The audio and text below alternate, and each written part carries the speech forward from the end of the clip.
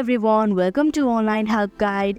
Today in this video, I'm going to show you how to clear hi5 cache. So without any further ado, let's get started. First of all, open Settings application. Now scroll down your screen and go to Apps option. Tap on Manage Apps. Here in the search bar, type in hi5. Click on the Storage option.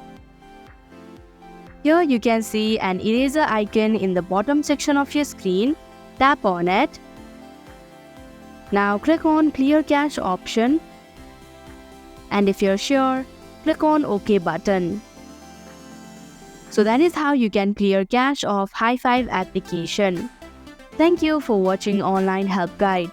Hope this video was helpful. If it was, hit the like button and comment down if you have any questions or feedback.